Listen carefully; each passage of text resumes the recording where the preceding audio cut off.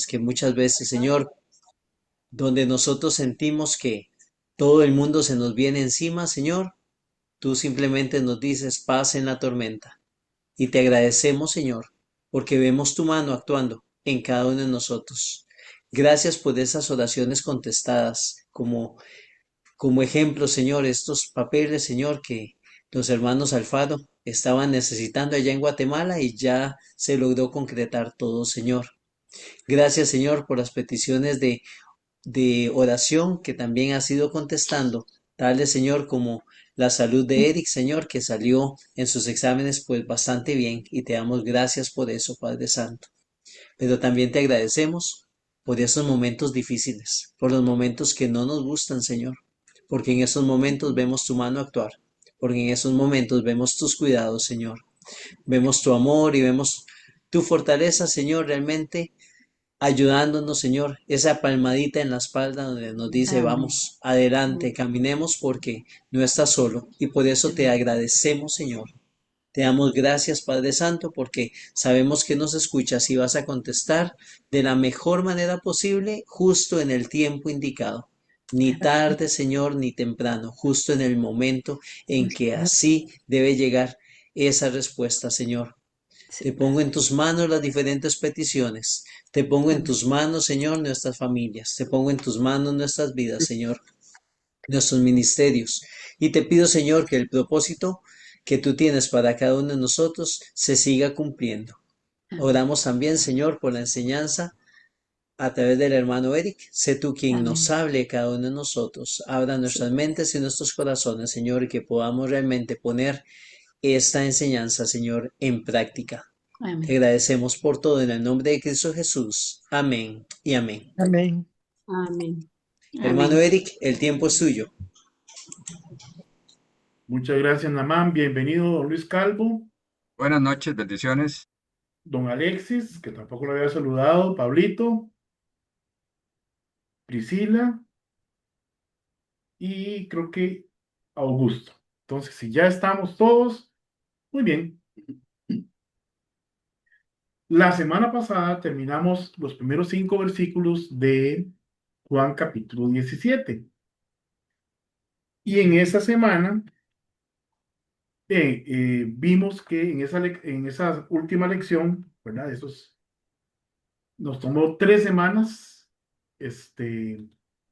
llegar a, a- al versículo 5 y aprendimos algunas cosas importantes, como que Jesucristo es el Hijo Eterno preexistente, es decir, Él estaba en el principio con el Padre.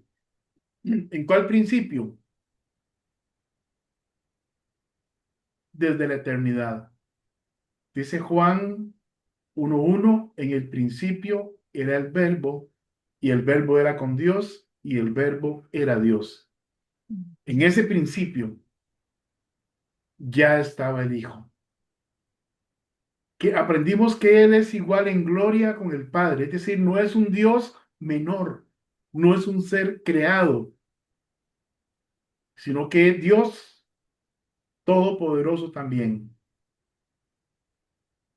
Es el mediador exclusivo de la vida eterna. Es el siervo obediente en la encarnación que fue a la cruz del Calvario en obediencia a lo que el Padre le encomendó. Y decimos en obediencia, no porque él sea inferior, sino porque él decidió tomar forma humana y en esa forma humana vivir sin pecado en esta tierra para hacer posible que su sacrificio en la cruz fuera válido delante del Padre. Y él es el centro de la glorificación trinitaria. Él dijo, yo y el Padre, uno somos. Bien,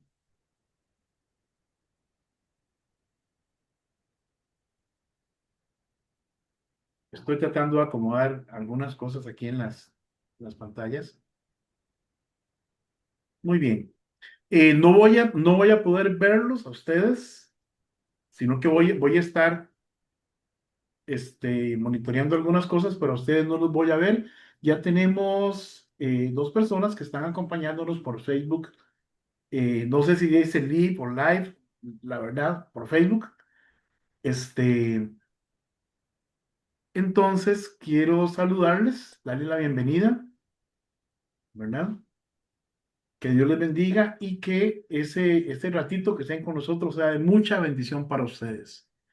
Bien, les decía que no voy a poder estarlos viendo. Entonces, si alguien tiene alguna pregunta y levanta la mano, yo posiblemente no lo voy a poder ver. Entonces, tal vez nada más me advierte que alguien está queriendo hacer una pregunta, o usted mismo, hermano, abre su micrófono y dice, hermano Eric, tengo una pregunta, y con gusto yo le cedo la palabra. Perdón, hermano, creo que esa es la mejor opción, que abran el micrófono y que hagan la pregunta, porque igual yo puedo ver, pero solo algunos acá. Tendría que reducir mucho la pantalla de los versículos y de los textos. Entonces creo que la mejor manera es abrir el micrófono y hacer la consulta. Perfecto, entonces estamos de acuerdo en el protocolo, y hoy vamos a comenzar a ver el verso 6, este, por partes. Vamos a intentar abarcar todo el capítulo, pero hasta donde lleguemos, ¿verdad? A las 7 en punto paramos. Son 6:31, muy bien. Entonces, en los versos 6 en adelante, Jesucristo inicia esa oración por nosotros. Recuerden que en los primeros 5 versículos, Él se presenta, Él dice quién es, Él hace ver que es igual a Dios, y Él le dice al Padre, y Él le dice al Padre, glorifícame con aquella gloria que tuve, ¿verdad? Antes de que Él fuera, se encarnara en un cuerpo humano, y antes de que Él se despojara a sí mismo, no que dejara de ser Dios, sino que, por decirlo de alguna manera, se autolimitó durante su ministerio terrenal, y, como decíamos la semana pasada, en algunas ocasiones usó su poder divino, demostró su divinidad cuando sanó enfermos, resucitó muertos, pero en otras, sobre todo cuando era el tiempo de sufrimiento, lo sufrió como humano. Es decir, sintió dolor, sintió cansancio, sintió temor, este, sintió angustia, al igual que usted y yo. Y creo que más aún porque él sí sabía exactamente lo que le iba a pasar. Él sí sabía exactamente lo que iba a sufrir. Bien, entonces él comienza orando y dice, he manifestado tu nombre, verso 6, a los hombres. Verso 6 de Juan 17. He manifestado tu nombre a los hombres que del mundo me diste. Tuyos son y me los diste y han guardado tu palabra. Ahora han conocido que todas las cosas que me has dado proceden de ti, porque las palabras que me diste les he dado, y ellos las recibieron y han conocido verdaderamente que salí de ti, y han creído que tú me enviaste. Yo no ruego, perdón, yo ruego por ellos, no ruego por el mundo, sino por los que me diste, porque tuyos son, y todo lo tuyo, y todo lo mío es tuyo, y lo tuyo mío, y he sido glorificado en ellos. Y aquí vemos tres cosas.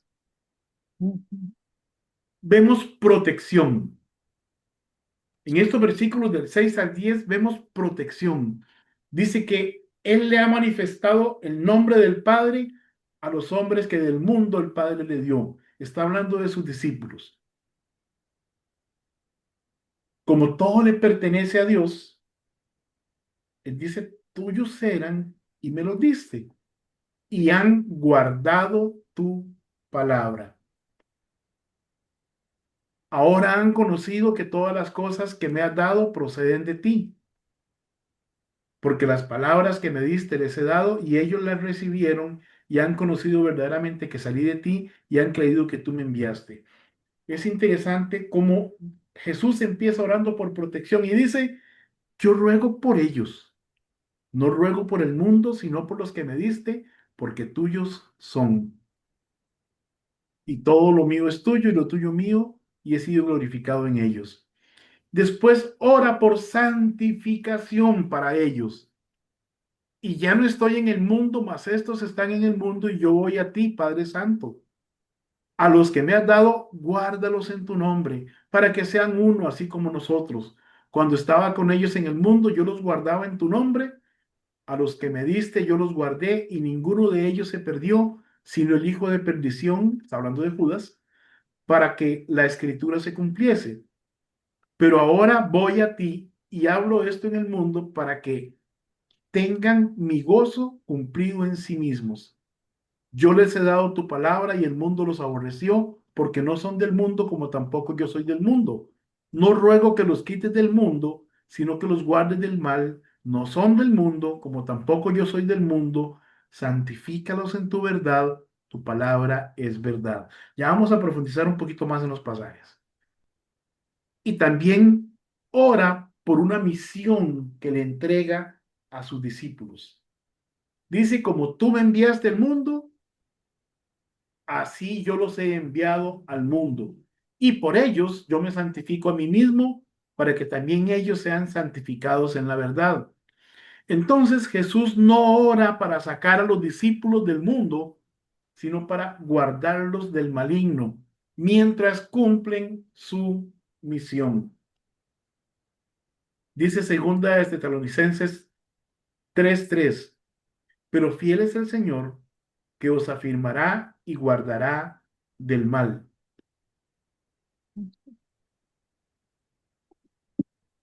Aquí se usa una palabra que indica, lo que indica es, donde dice que os afirmará, es fijar firmemente, es decir, con una base muy sólida, bien amarrado, ¿verdad? Volverse resueltamente en cierta dirección o confirmar. Reina Valera lo traduce todo esto como establecer, afirmar o confirmar. Entonces, los que estamos en Cristo estamos firmemente plantados en el Señor. Y Él es el que nos sostiene. Y Él es el que nos cuida. Y Él es el que nos protege del mal. Pero eso lo hace porque nos ha dado una misión y el maligno no quiere que cumplamos la misión. Y qué difícil lo que voy a decir aquí, pero de qué querría o de qué podría proteger Dios a alguien que se dice creyente, pero que no comparte la palabra de Dios,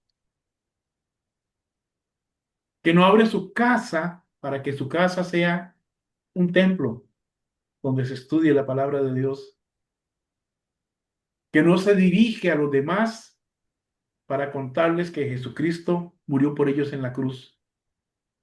Ese cristiano no está en ninguna misión, no hay nada de qué protegerlo más que de sí mismo. Ojalá que usted y yo podamos ser cristianos, hacedores de la palabra y no tan solamente oidores. Dice Salmo 121:7, Jehová te guardará de todo mal, él guardará tu alma. La palabra que se usa acá es shamar en hebreo, que quiere decir advertir, aguardar, atesorar. Da la idea de un centinela, alguien que está ahí vigilante para cuidar que nada, absolutamente nada, nos dañe.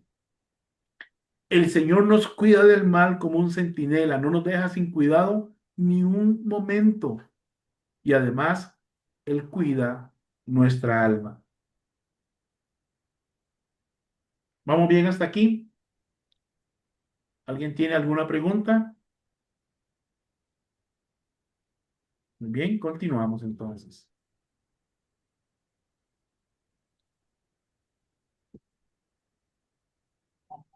Tu palabra es verdad. Juan 17:17.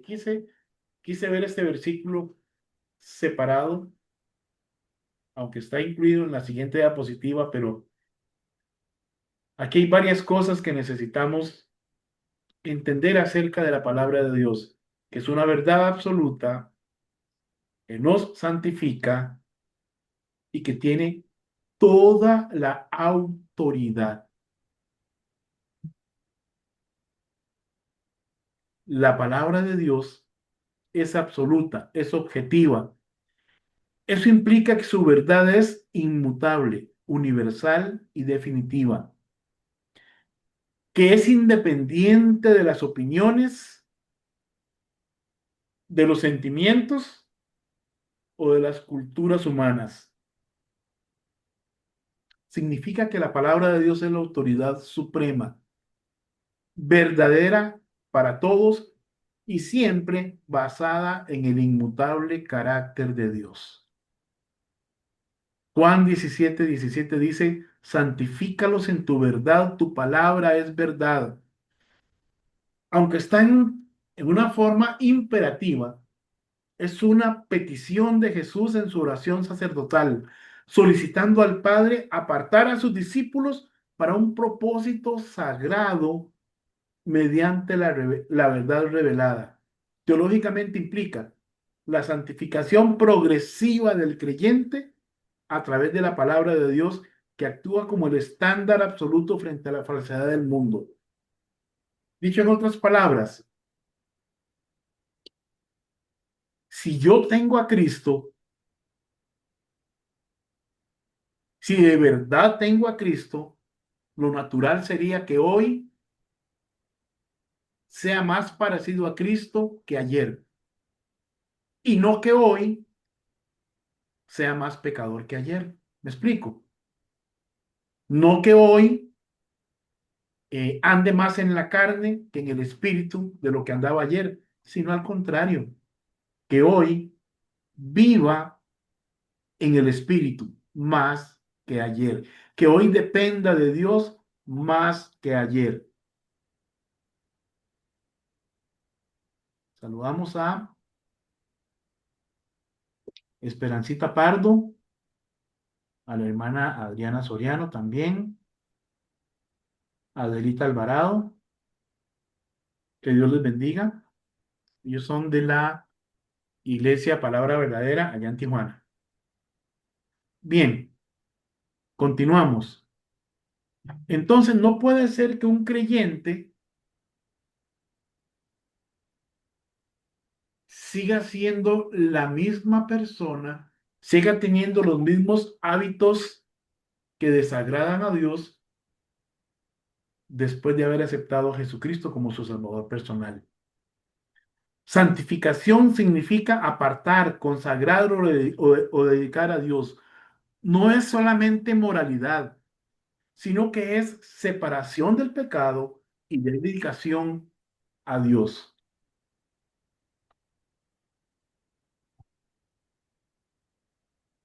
Jesús pide que la santificación ocurra en o por medio de la verdad. Y él dice, tu palabra es verdad. Entonces identifica explícitamente esa verdad con la palabra de Dios. Al decir tu palabra es verdad, Jesús afirma que la Biblia es el estándar absoluto, inmutable y divino que moldea al creyente. Pero ¿cómo esperamos ser moldeados por la palabra de Dios si no la conocemos? ¿Cómo esperamos ser transformados a la imagen de Cristo?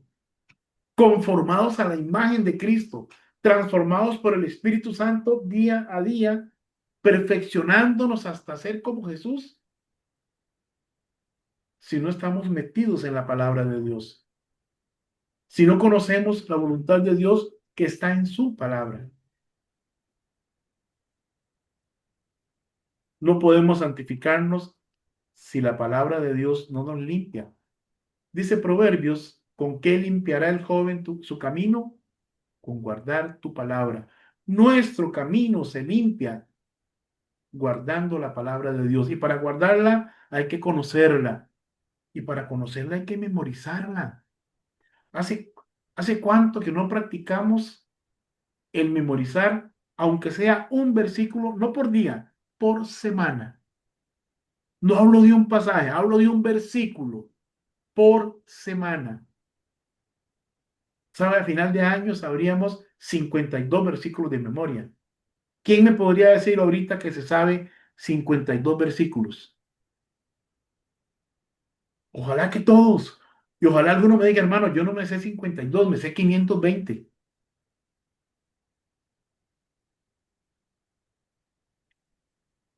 Tu palabra es verdad. Es el estándar absoluto. Es lo que nos moldea. Y el propósito, la santificación por la verdad, por la palabra de Dios, capacita al creyente para vivir en el mundo, pero no ser del mundo, cumpliendo la misión divina. Si estamos metidos en la palabra de Dios, usted tiene que salir a trabajar. Sí, va a tener roce con el mundo. Tiene que salir a estudiar. Puede salir a pasear, a divertirse, a disfrutar de todo lo que Dios ha creado. No pasa nada. Eso está bien. Pero usted no va a ser absorbido por el sistema mundano. Usted no se va a dejar arrastrar por las corrientes mundanas, ideología de género, avaricia, lascivia, lujuria. No, nada de eso. Usted va a andar honrando y glorificando el nombre de su Dios. Usted y yo vamos a andar en el camino de buenas obras que Dios preparó de antemano para nosotros, como dice Efesios 2:8 al 10. Jesús ruega al Padre que sus seguidores sean apartados del uso común, es decir, la manera en que viven los demás en el mundo, y consagrados al uso sagrado del servicio y la voluntad de Dios.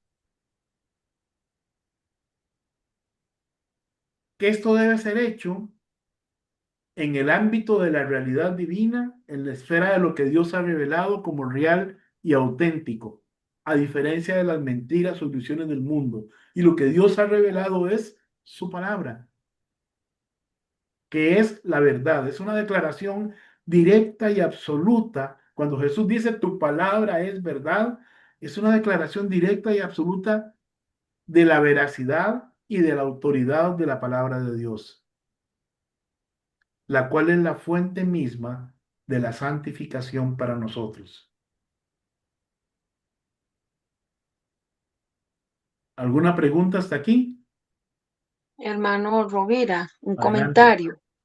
Qué importante de verdad esta exhortación que el Señor nos da a través de usted, ¿verdad?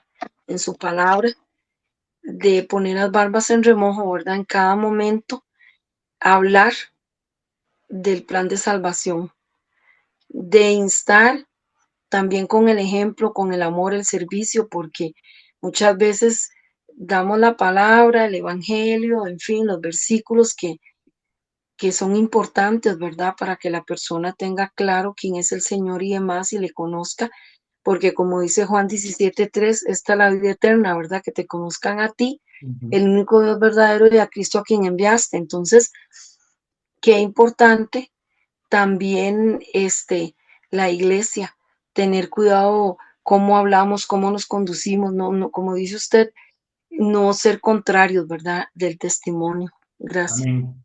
Amén. Vamos a continuar.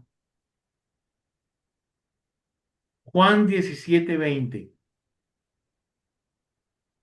Este pasaje es, vamos a ver,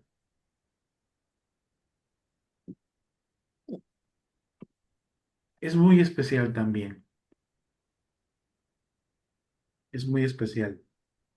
Porque en este pasaje, Jesús ya no solo está orando por sus discípulos los que estaban presentes en aquel momento con él, sino que ora por los que creerán por la palabra de aquellos. ¿Qué nos dice Juan 17:20?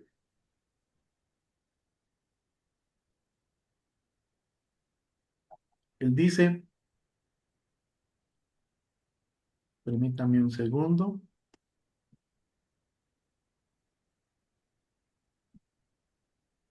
Mas no ruego solamente por estos, sino también por los que han de creer en mí por la palabra de ellos.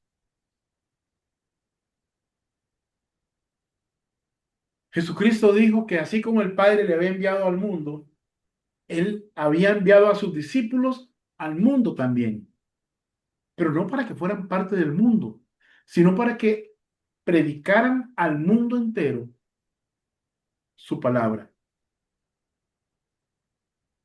Veamos el contexto de esta frase. Jesús está en el aposento alto, poco antes de su arresto. Él anticipa la expansión del evangelio más allá de los judíos hacia los gentiles. Y la frase por la palabra de ellos valida la misión de los apóstoles como transmisores del evangelio. Jesús aclara que su oración no se limita a sus discípulos presentes ahí con él escuchando esta oración. Incluye de manera explícita a toda persona de cualquier tiempo futuro que llegue a creer en Cristo, en Él. Y es interesante porque dice los que creerán por la palabra de ellos. ¿Cuántos han creído por la palabra suya?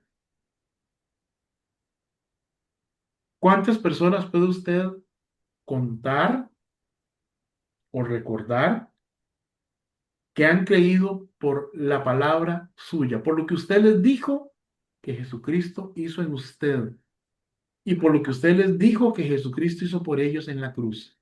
Es decir, ¿cuántos han creído por nuestro testimonio? Este versículo fundamenta la unidad de la iglesia como un mandato divino, no solo una opción humana. La unidad se modela según la relación trinitaria, como tú en mí y yo en ti, dijo el Señor. Además, establece que la fe futura de la iglesia se fundamenta en la palabra, en el mensaje que esos primeros discípulos llevarían al mundo. Y luego los discípulos de ellos y los discípulos de estos otros, y así hasta llegar a nosotros. Y luego los discípulos nuestros. Entonces él dice, no ruego solamente por estos. Hace uso de una negación para dar énfasis marcando una transición de intercesión particular a universal. Ya no está orando solo por los que estaban ahí con él. Ahora en su mente estamos todos nosotros y los que han creído en Jesús a través de la historia y los que van a creer de aquí, de hoy en adelante, a través de su testimonio y el mío. Los que han de creer,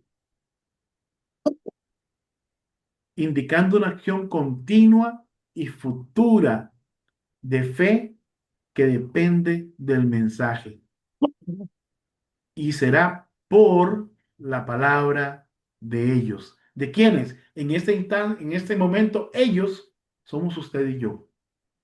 Ya los apóstoles no están. Ya la iglesia primitiva no existe. Ahora estamos usted y yo.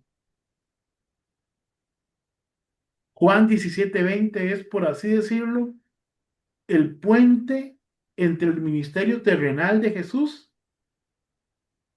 y el nuestro. El ministerio de la iglesia. El ministerio de todos aquellos que creamos en Cristo como nuestro Salvador personal. Pasemos por las aguas bautismales en obediencia a Él y nos integremos en una iglesia a servirle. Pero no a servir puertas para adentro. Y no estoy diciendo que no se debe servir puertas para... O sea, en la iglesia internamente hay servicios que dar. Pero lo que Dios nos pidió no es servir en actividades propias de la iglesia internas. Lo que Él nos pidió fue ir por todo el mundo y predicar el evangelio a toda criatura. Porque si otros no hubieran hecho eso, no tendríamos una iglesia hoy. Si los otros se hubieran quedado como nos quedamos muchas iglesias hoy en día, puertas para adentro, sentaditos en las bancas, escuchando al pastor predicar o al predicador de turno, ya no habría iglesia. Pero mientras los discípulos, los verdaderos discípulos, sigamos predicando el evangelio de Cristo a toda criatura, va a haber creyentes congregándose, nuevos creyentes. ¿Sabe? Si usted deja de ver visitas en la iglesia, no se preocupe, ocúpese. Si usted no ve bautismos en la iglesia, si no ve familias nuevas, rostros nuevos cada domingo en la iglesia, no se preocupe, ocúpese, porque significa que usted y yo no estamos trabajando, no estamos haciendo lo que Dios nos mandó a hacer. Me quedan 4 minutos.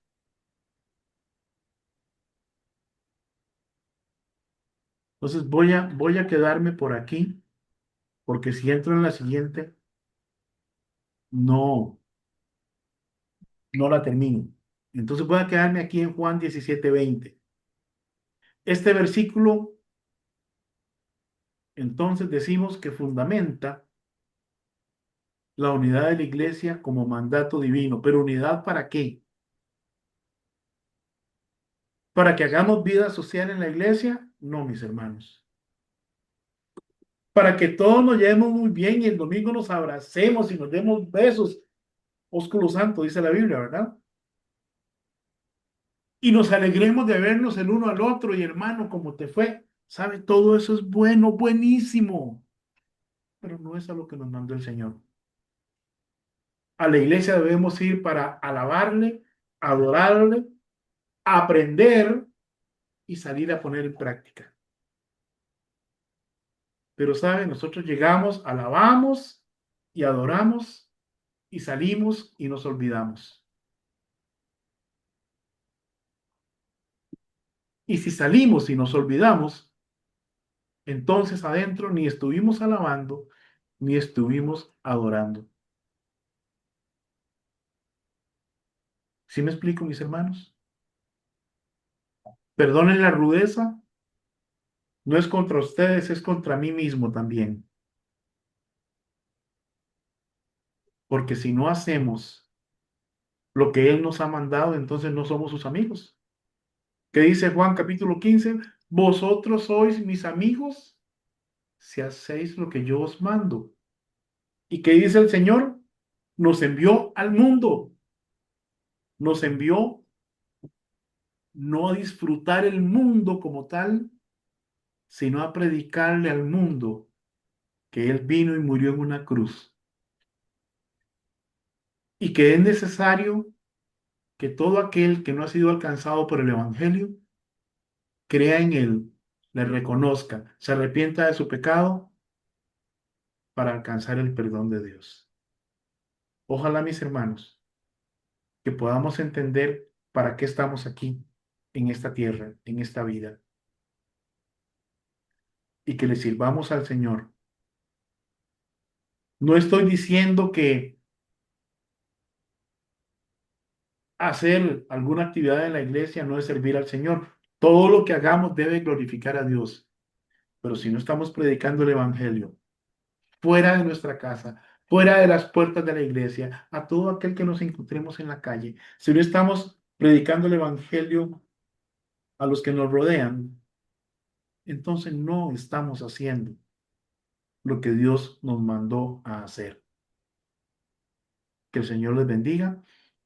Voy a terminar acá la, la grabación. Gracias a los hermanos que nos acompañaron por Facebook y gracias a aquellos que yo sé que en diferido también luego buscan la transmisión, sea en YouTube o las redes de la iglesia, en Facebook o sea en mi red social, que la buscan para verla, para aprender y para poner en práctica. Que el Señor les bendiga. Vamos a dejar de grabar en este momento, permítanme.